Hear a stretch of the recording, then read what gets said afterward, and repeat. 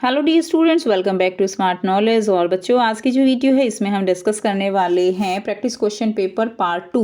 Part 1 हम already कर चुके हैं। तो विज्ञान का, साइंस का फॉर एनुअल एग्जामिनेशन जो डीओई की तरफ से फॉरवर्डेड किया गया है, ये सैम्पल पेपर हम इस वीडियो में डिस्कस करेंगे। और ये सैम्पल पेपर आपके लिए काफ़ी हेल्पफुल है।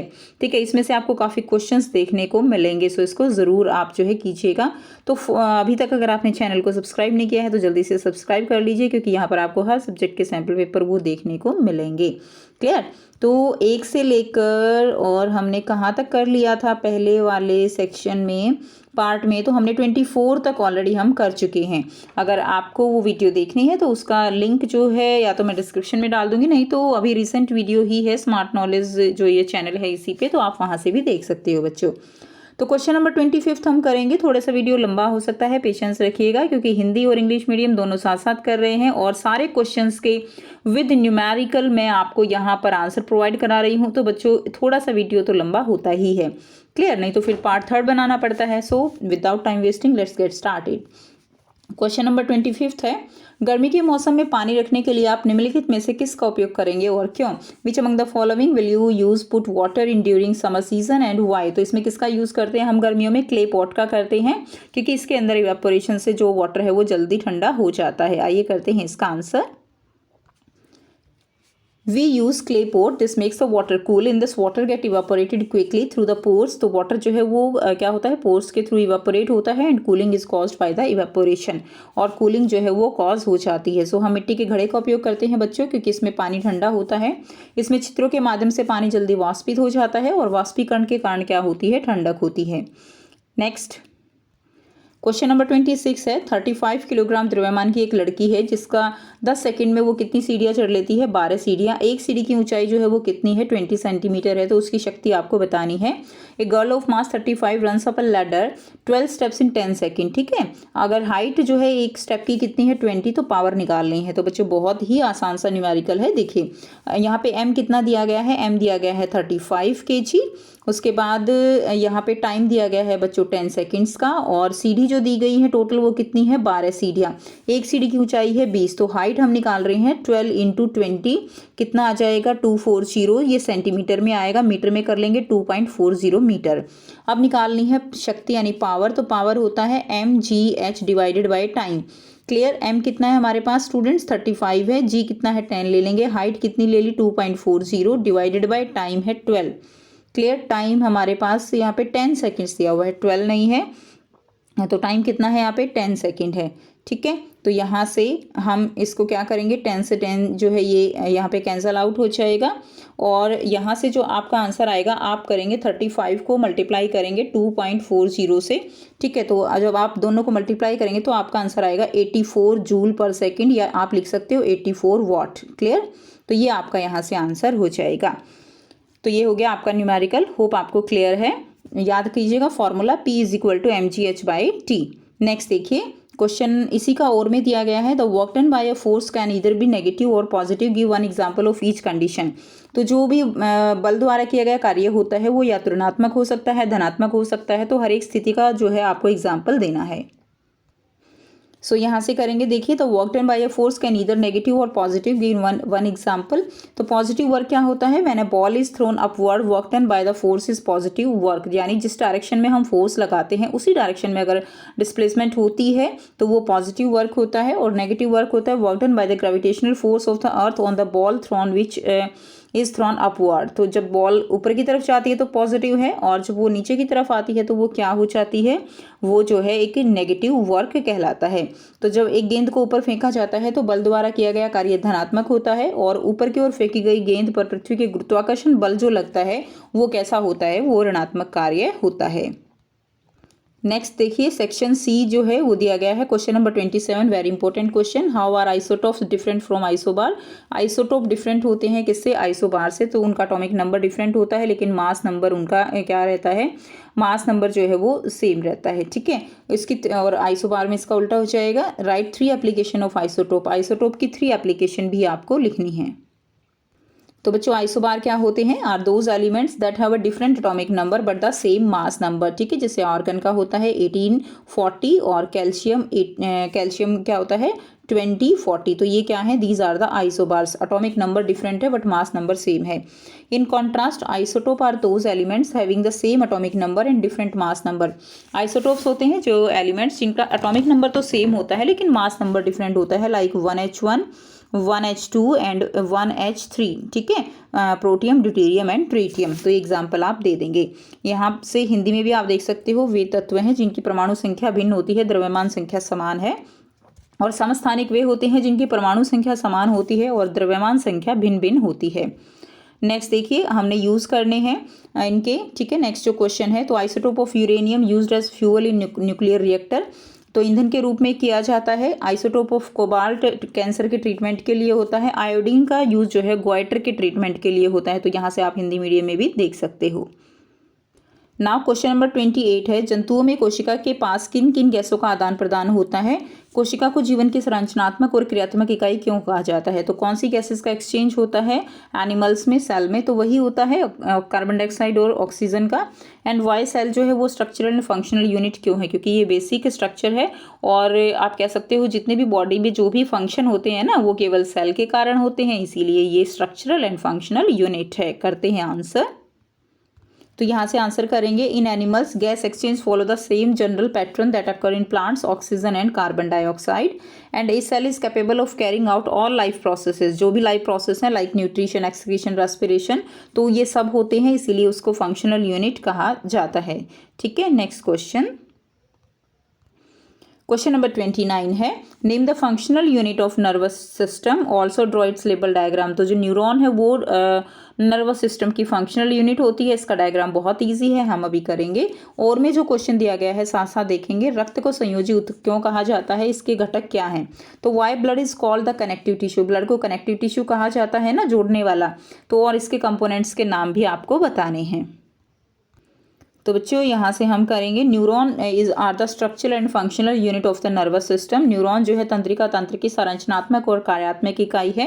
And this one is the structure very easy and very important. तो इसमें सेंटर में न्यूक्लियस होता है। What are these are the dendrites and complete this is known as the cell body and this part is known as axon and these are the nerve endings. ठीक है, तो ये बहुत ही ईजी एंड इंपॉर्टेंट आपका structure रहेगा। उसके बाद नेक्स्ट देखिए, now let's move to the question number 30। एक बाइक इंपॉर्टेंट है, न्यूमेरिकल है बेटा, और बहुत ध्यान से समझेंगे। देखिए आपको साथ साथ बिल्कुल अच्छे से क्लियर हो जाएगा। एक बाइक है, विराम अवस्था से चल रही है। ठीक है, एक बाइक स्टार्टिंग फ्रॉम रेस्ट पे है, तो ध्यान रखिए यू क्या हो गया हमारा, 0 हो गया। 3 मिनट में टाइम कितना दे दिया बच्चों? यहाँ से 3 मिनट का टाइम दे दिया। 36 किलोमीटर प्रति घंटा का एक समान वेग प्राप्त कर लेती है। तो यहाँ पे जो है कितना वेग हो जाता है उसका, यानी यूनिफॉर्म वेलोसिटी से फिर वो चल रही है 36 किलोमीटर पर आवर से। क्लियर? उसके बाद आपको ए निकालना है, यानी एक्सेलरेशन, त्वरण निकालना है। और इस बाइक के द्वारा कितनी दूरी तय की गई है, टोटल डिस्टेंस जो दूरी तय की गई है वो आपको यहाँ पर बतानी है। तो ये सारी चीज़ें मैंने आपको लिख दी हैं। ए निकालना है, एस निकालना है, टाइम दिया गया है, वी दिया गया है और यू 0 है। तो आइए करते हैं। तो यहाँ से बच्चे न्यूमेरिकल करेंगे। देखिए यू क्या है, 0 है, वी क्या है 36 kilometre per hour. Kilometre per hour को हम 5/18 से मल्टीप्लाई करके और क्या कर लेंगे, उसको मीटर पर सेकंड में चेंज कर लेंगे। याद रखिएगा 5/18। उसके बाद टाइम जो है 3 मिनट का दिया गया है। मिनट को हम, ये हमारी यूनिट सेकंड में है ना, तो इसको भी हम सेकंड में कर लेंगे। तो ये आ गया 180 सेकंड। तो हमें क्या निकालना है, ए निकालना है। क्लियर? एंड तो फॉर्मूला हम लगा देंगे, v is equal to u plus 80। तो v हमें कितना दिया गया है 10, u हमारे पास है 0, a हमें निकालना है, t हमारे पास है 180। तो यहाँ से सॉल्व करेंगे तो 1/18 हमारे पास यहाँ पे एक्सेलरेशन आ जाएगा। उसके बाद हमें s निकालना है। s के लिए फॉर्मूला लगा देंगे बच्चों, equation of motion, that is s is equal to u t plus half AT square. ठीक है, s is equal to u t plus half AT square. u हमारा 0 हो गया तो t ये पूरा 0 हो गया, हाफ AT स्क्वायर। a हमने निकाला 1/18।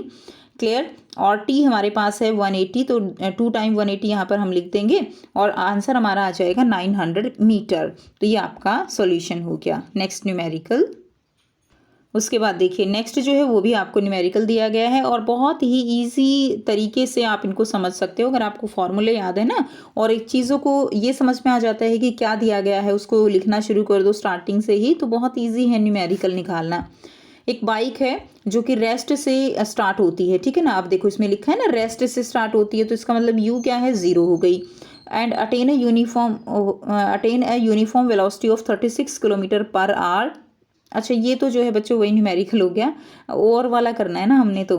हाँ जी, तो और वाला जो है ये क्या है, देखिए a bus travel from destination A to B. तो एक बस जो है ए से चलना स्टार्ट होती है, बी तक पहुंचती है कितनी देर में, 36 किलोमीटर पर आवर, और वापस आती है फिर बी टू ए भी वापस आ रही है वो, क्लियर, कितने टाइम में, 72 किलोमीटर पर आवर की स्पीड के साथ।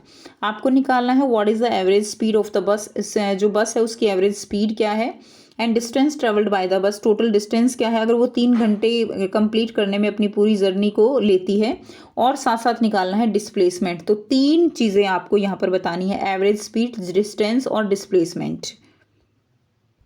तो बच्चों बिल्कुल ध्यान से समझने की कोशिश कीजिएगा, ठीक है। देखिए ए टू बी जो है वो कितना है, 36 kilometre per hour, B to ए वापस आती है तो कितनी स्पीड से आ रही है, 72 kilometre per hour. Average speed निकालनी है, एवरेज स्पीड का फॉर्मूला होता है total distance upon total time.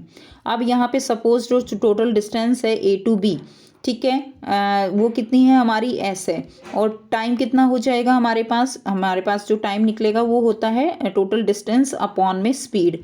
तो अगर हम ए टू बी की देखें तो टाइम कितना हो गया, एस अपॉन एस हमारी डिस्टेंस है ना, हमने सपोज की है, तो एस बाय 36 हो गया। और इसी तरह बी टू ए का कितना हो जाएगा, एस बाय 72 हो जाएगा। टोटल टाइम निकालेंगे तो ये दोनों जो है हमारे पास, इनको हमने प्लस कर लिया, और यहाँ से कितना आ गया, 3s बाय 72। अब टोटल डिस्टेंस निकालनी है तो ए टू बी की कितनी है, एस है, और बी टू ए की फिर क्या हो जाएगी, वो भी एस ही है। तो टोटल डिस्टेंस कितनी हो गई हमारे पास, 2s हो गई, क्लियर। उसके बाद टोटल टाइम हमारे पास कितना है, 3s बाय 72। तो हमारे पास देखिए एवरेज स्पीड निकालने का फॉर्मूला क्या था, total distance upon total time. तो बच्चे टोटल डिस्टेंस 2s हो गई, टोटल टाइम 3s बाय 72 हो गया। एवरेज स्पीड निकाल देंगे, फॉर्मूला पुट कर देंगे, यहाँ से आपका आंसर आ जाएगा 48 मीटर पर सेकेंड। अब टोटल टाइम निकालना है, टोटल टाइम निकालने के लिए देखिए हमारे पास क्या है, 3s बाय 72, ठीक है। तो 3s बाय 72 है ना, तो s निकालनी है, और टाइम हमें कितना दिया गया है कि 3 घंटे वो चली है गाड़ी, क्लियर। तो यहाँ पे क्या लिखेंगे हम, टोटल टाइम हमारे पास यहाँ पे कितना है, 3s, और ये इधर आ जाएगा 72 इंटू 3। अब ये s निकालेंगे तो क्या हो जाएगा, 3 डिवीजन में आ जाएगा, 3 से 3 कट हो जाएगा, और आंसर हमारा आ जाता है टोटल 72 किलोमीटर, क्लियर। तो अगर वो 3 घंटे इधर उधर चलती है तो 72 किलोमीटर की डिस्टेंस वो जो है यहाँ पे ट्रेवल करती है। टोटल डिस्टेंस s निकालना है ना हमें। उसके बाद देखिए नेक्स्ट क्या है, डिस्प्लेसमेंट बताना है। तो डिस्प्लेसमेंट क्या हो जाएगी, डिस्प्लेसमेंट 0 हो जाएगी, एक बार इधर जाएगी फिर वापस आएगी, फिर जाएगी फिर वापस आएगी, तो टोटल डिस्प्लेसमेंट कितनी हो गई, 0 हो गई। नेक्स्ट देखिए क्वेश्चन नंबर 31 है, मंगल का द्रव्यमान, मास ऑफ द मार्स दिया गया है 6.42 इंटू 10⁻23 किलोग्राम। उसमें एक चंद्रमा का मास जो है वो दिया गया है 1.08 इंटू 10⁻15। यदि मंगल और उसके चंद्रमा के बीच की दूरी इतने किलोमीटर है तो मंगल द्वारा चंद्रमा पर लगाए गए बल जो है यानी फोर्स आपको कैलकुलेट करना है, force exerted by the mass on the moon, ये वाला न्यूमेरिकल है, ठीक है। तो इसमें क्या क्या दिया गया है, तो बच्चों यहाँ से करेंगे, मास जो है मार्स का दिया गया है इतना, मून का जो है दिया गया है 1.08 इंटू 10⁻15, रेडियस कितनी है वो है 1.01 इंटू 10⁻5। इसको हम जो है किलोमीटर में है, इसको हम मीटर में कन्वर्ट कर लेंगे, क्लियर। अब फोर्स के लिए फॉर्मूला होता है G/mm into divided by r²। G हमारे पास फिक्स होता है, m और m हमें दोनों दिए गए हैं, r हमें दिया गया है। तो बहुत आसान है, यहाँ से बच्चों कैलकुलेशन मैंने नहीं की, आप कैलकुलेशन ज़रूर कर लीजिएगा। मैंने डायरेक्ट जो है फॉर्मूला लगा के और बस ये वैल्यूज़ लिख के छोड़ दी हैं, ठीक है। तो कैलकुलेशन आप खुद से जो है इसकी करिएगा। चलिए नेक्स्ट क्वेश्चन कर लेते हैं, क्वेश्चन नंबर 32। बेटा स्पीड थोड़ा सा ज़्यादा हो सकती है क्योंकि मुझे लगता है कि अगर बहुत धीरे करवाऊंगी ना तो बहुत बड़ी वीडियो हो जाएगी, तो आप अपने अकॉर्डिंग स्पीड कम ज़्यादा कर सकते हैं, ठीक है। चलिए क्वेश्चन नंबर 32 करते हैं। एक ध्वनि तरंग है, साउंड वेव, जो कि 346 मीटर पर सेकंड की चाल से गमन करती है, एंड यदि इसकी जो तरंग दैर्घ्य होती है यानी वेवलेंथ अगर वो 1.8 सेंटीमीटर है तो इसकी फ्रिक्वेंसी आपको निकालनी है। लेसन आपको क्या निकालना है, v is equal to nu into lambda, just a minute, v is equal to क्या होता है, न्यू इंटू लैम्डा। तो आपको v दिया हुआ है, लैम्डा दिया हुआ है, और न्यू आपको निकालना है, बहुत सिंपल है। फिर पूछा गया है कि क्या ये ध्वनि ऑडिबल है, साउंड ऑडिबल है या नहीं है। तो अगर v निकलेगी तो हम देखते हैं फिर कितना आंसर आता है, उसके बेस पे हम देखेंगे कि वो ऑडिबल है या नहीं है। तो ये हो जाएगा, देखिए v कितनी दी गई है 346, लैम्डा दी गई है सेंटीमीटर में थी, हमने इसको मीटर में कन्वर्ट कर लिया क्योंकि v भी हमारी मीटर में है। यूनिट्स का ध्यान रखेंगे नहीं तो न्यूमेरिकल गलत हो जाएगा। न्यू जो है वो हमें निकालनी है, v is equal to nu into lambda, values put कर दीजिए बच्चों। कैलकुलेशन में तो आप माहिर हो, तो कैलकुलेशन करने के बाद आपका आंसर जो है वो आ जाएगा 19.2 हर्ट्स। हर्ट्स जो है वो फ्रीक्वेंसी की यूनिट होती है। अब देखिए 19.2 है और जो ऑडिबल साउंड होती है ह्यूमन बीइंग की वो होती है 20 to 20,000 हर्ट्स। ठीक है, तो ये 20 हर्ट्स से नीचे है तो ये इंफ्रा साउंड हो गई which is not Audible by the human being, हम उसको नहीं सुन सकते। तो ये आंसर आपका हो जाएगा। नाउ क्वेश्चन नंबर 33 है, कृषि में लाभ को अधिकतम करने के लिए अपनाए जाने वाले विभिन्न फसल पैटर्न क्या है, किन्हीं 3 पर चर्चा कीजिए। What are different cropping pattern adopted to maximise benefit, discuss any 3। तो डिफरेंट क्रॉपिंग पैटर्न जो है मैक्सिमम बेनिफिट के लिए वो कौन से हैं वो आपको बताने हैं। इसमें बच्चों है ना आपका ये जो और वाला क्वेश्चन है, फंक्शनल यूनिट तो हमने कर ली, blood is called connective tissue, ये वाला क्वेश्चन का आंसर जो है वो हमने किया नहीं और में, तो पहले इसको करते हैं और उसके बाद फिर हम इसको करते हैं डिफरेंट क्रॉपिंग पैटर्न को। ठीक है, तो दोनों हम साथ साथ करेंगे। तो इसका आंसर आपका रह गया था। तो blood is regarded as a connective tissue because as the blood is circulated throughout the body due to pumping action of heart it carries different material and gases from one part of the body to another. तो इसीलिए blood क्या है वो एक connective tissue की तरह काम करता है। इसको संयोजी उत्तक माना जाता है क्योंकि हार्ट की जो पंपिंग क्रिया होती है ना उससे पूरी बॉडी में ब्लड जाता है और गैसों का जो आदान प्रदान होता है, गैसों को एक जगह से दूसरी जगह पर ले जाने का काम भी यही करता है। इसके 4 कंपोनेंट हैं mainly, plasma, red blood cells, white blood cells and platelets. तो प्लाज्मा लाल रक्त कणिकाएं, श्वेत रक्त कणिकाएं और प्लेटलेट्स जो है इसके कंपोनेंट्स हो जाएंगे।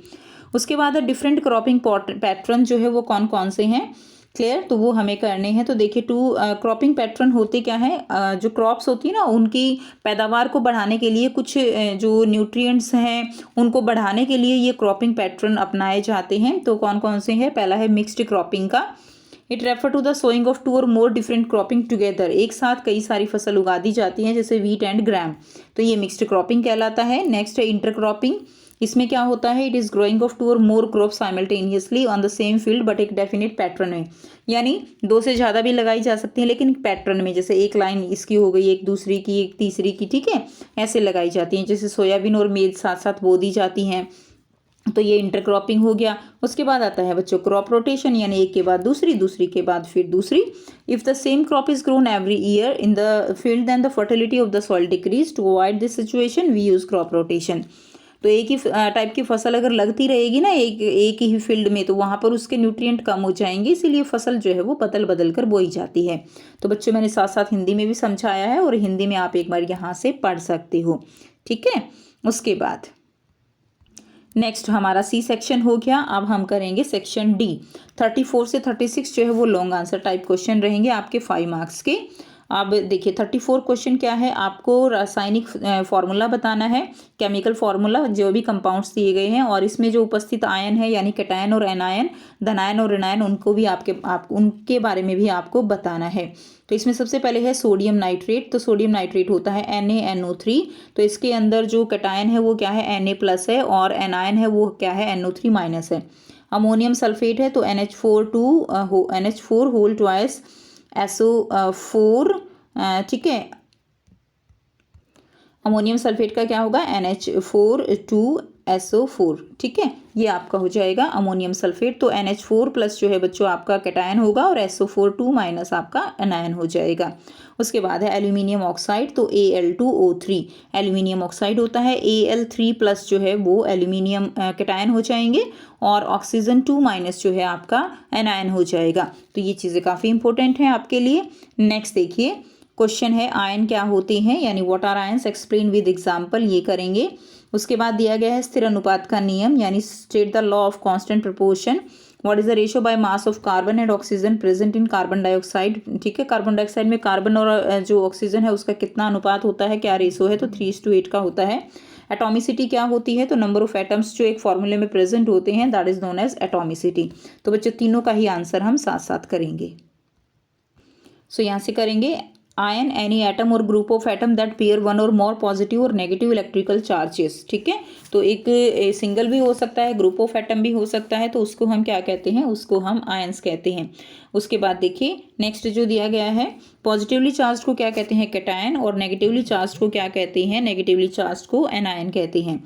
उसके बाद जो लॉ है हमारा वो क्या कहता है, that all compounds are found to have constant composition, हर एक की अपनी कंपोजिशन होती है respective of their method of preparation और सोर्सेज तरह।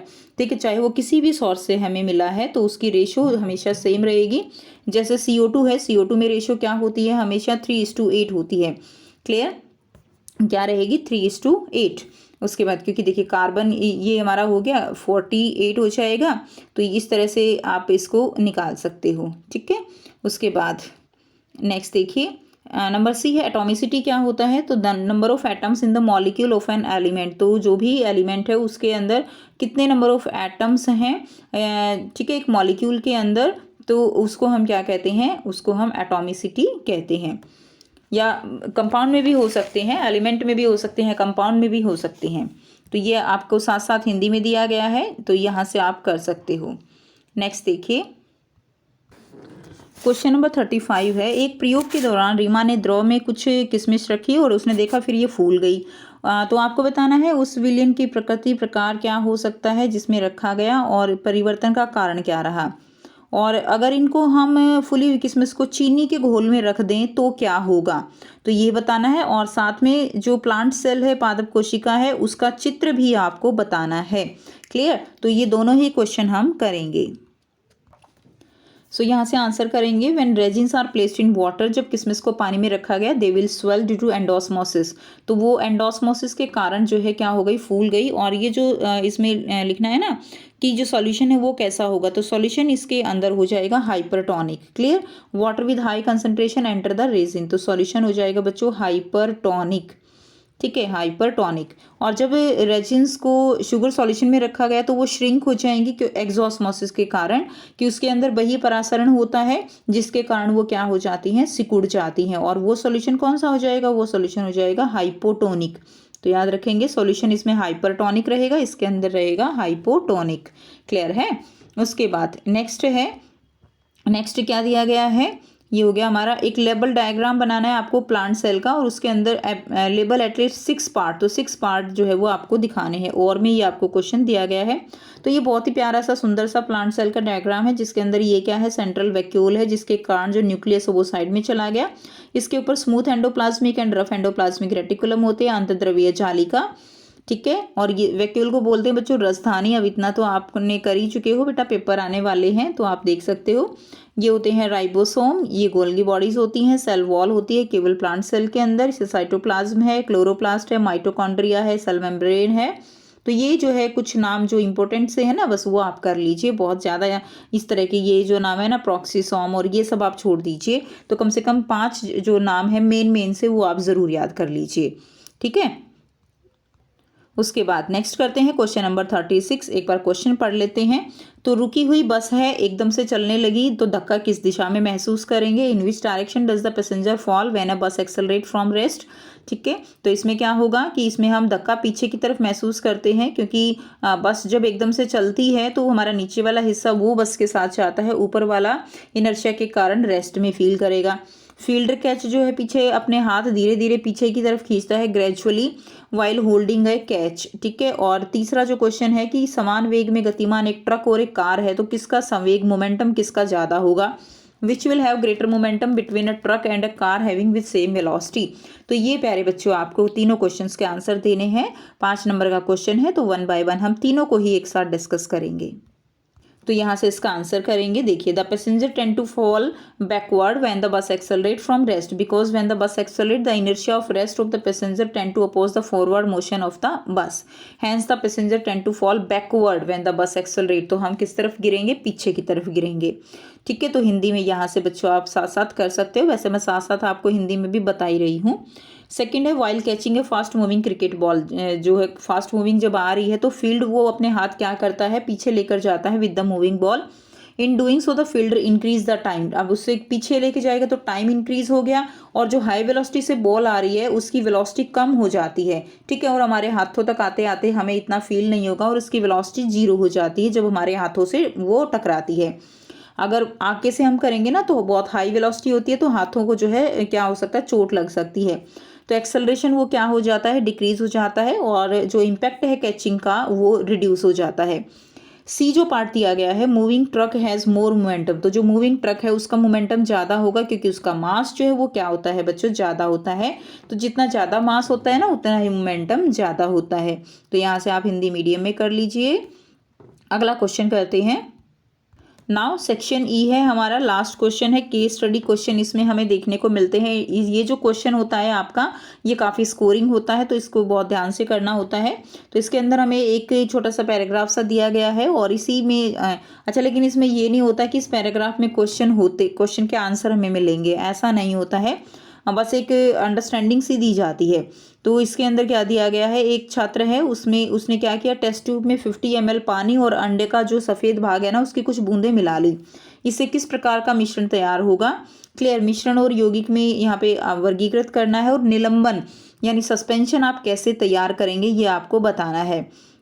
तो स्टूडेंट ने जो फ्यू ड्रॉप ऑफ एग और वाटर मिलाया है ना, तो उससे एक तो कोलॉइडल सॉल्यूशन फॉर्म होगा, ध्यान रखिएगा कोलॉइडल सॉल्यूशन फॉर्म होगा, ठीक है, कोलाइड बनेंगे और वो टिंडल इफेक्ट शो करेंगे। चलिए सेकंड हम यहीं पे कर लेते हैं, बाकी जो लिखने वाले हैं ना वो हम आगे एक साथ करेंगे। अगला जो क्वेश्चन है सेकंड देखिए, इसको मिक्सचर और कंपाउंड में बताना है। तो ब्लड क्या है, ब्लड एक मिक्सचर है। सॉइल क्या है, ये भी मिक्सचर है। एयर क्या है, मिक्सचर है। वाटर क्या है बच्चों, वाटर एक कंपाउंड है। मिल्क भी मिक्सचर है, और कॉमन सॉल्ट जिसका फॉर्मूला NaCl होता है तो कंपाउंड है। तो दो हमारे कंपाउंड हो गए, एक NaCl और एक वाटर, जिनका एक पर्टिकुलर फॉर्मूला होता है। बाकी हमारे क्या है, मिक्सचर है। तीसरा पार्ट है how will you form A suspension, mixture की सस्पेंशन कैसे बनाएंगे। क्लियर, तो पानी के अंदर मिट्टी घोल दीजिए, सस्पेंशन तैयार। उसके बाद बर्निंग कैंडल जो है वो फिजिकल चेंज भी है और केमिकल चेंज भी है, तो बच्चों कैसे है, तो आइए देख लेते हैं। तो सबसे पहला तो यही था कि एग जो है उसको अगर हम उसमें डिसॉल्व करते हैं तो क्या बनेगा, एक कोलाइडल सॉल्यूशन बनता है, कोलाइडल घोल बनता है। और जब हम उसके अंदर से बीम ऑफ लाइट पास कराएंगे through the colloidal solution, the path of light get visible, तो जो पाथ है ना वो क्या हो जाता है, विजिबल हो जाता है। उसके बाद a mixture of sand and water जो है वो क्या फॉर्म करेंगे, सस्पेंशन बनाएंगे। सस्पेंशन एक हेट्रोजीनस मिक्सचर होता है, विषमांगी मिश्रण है, और जिसमें पार्टिकल कुछ टाइम के बाद क्या हो जाएंगे, नीचे बैठ जाते हैं, तो ये आंसर हो जाएगा। उसके बाद लास्ट इसका हमने और पार्ट किया था कि जो कैंडल है वो फिजिकल और केमिकल चेंज दोनों होते हैं। तो बर्निंग जब होती है कैंडल की तो जो वैक्स मेल्ट होता है तो वो क्या है, वैक्स पहले सॉलिड स्टेट में है, फिर वो लिक्विफाइड स्टेट में आ जाता है, तो वो क्या है, that is the physical change. Again the wax combined with the atmosphere oxygen and change to carbon dioxide, heat and light. तो जो वैक्स जलता है, ठीक है ना, हीट मिलती है, लाइट मिलती है, तो वो क्या है, दैट्स अ केमिकल चेंज। तो आप यहाँ से पढ़ सकते हो हिंदी मीडियम में। उसके बाद देखते हैं कि क्वेश्चन नंबर 38 है, एक खेल प्रतियोगिता हुई, ये आप पढ़ लीजिएगा बच्चों। आंसर हमें जो करने हैं कि लिगामेंट किसे कहते हैं, what you mean by ligament, and मांसपेशियां अस्थियों से कैसे जुड़ी होती हैं, कि कौन सा ऐसा यूनिट है जो कि हमारी मसल्स को बोन से जोड़ता है, वो हमारा टेंडन होता है। लिगामेंट होता है हमारा बोन टू बोन को जोड़ता है। और क्या जो अस्थि है यानी बोन है, क्या वो एक कनेक्टिव टिश्यू है, संयोजी ऊतक है, इसके जो है उस आंसर हमें बताना है। तो पहले हम इन तीन का आंसर कर लेते हैं।